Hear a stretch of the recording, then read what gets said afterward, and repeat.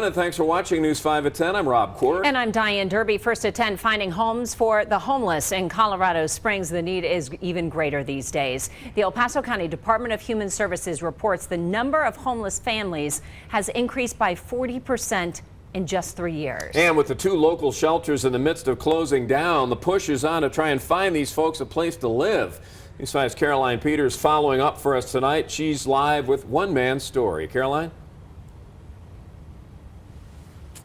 The Family Promise homeless shelter shut down recently, and the City Hope shelter, it's on its ways to closing its doors soon, and that is leaving families with limited housing options and keeping them off the streets. But I did speak with one man by the name of Justice Lord, and he tells me he has 2 kids and he's just hoping that they can find a new home.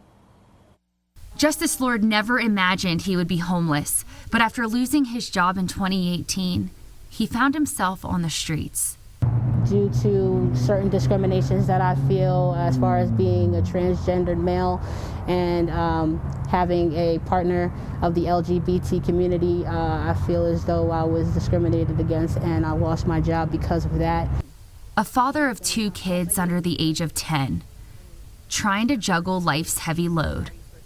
We used to sleep in the car originally, then we ended up in a tent, to which we were kicked out of that particular space that we were in because that person didn't want us there anymore because they felt like we had extended our time as far as they would allow it to. Finally, he was able to find housing at Family Promise before his family was transferred to City Hope, just for City Hope to announce they were going to close their doors on August 30th. But the shelter hasn't closed just yet.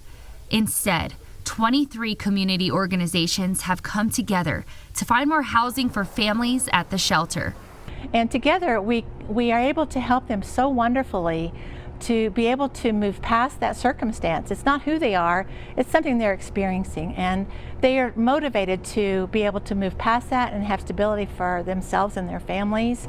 Being stressed out with the understanding that this place was supposed to be closing August 30th, only to understand that August 31st that they were going to extend it until September 30th of this month actually.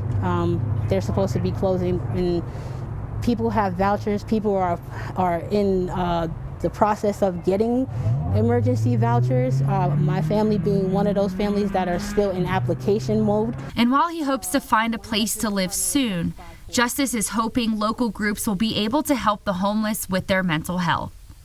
And also continuation of care so that the family with mental issues, instabilities and things like that are getting the care that's necessary for them, because the resources are, from what I understand, are slim.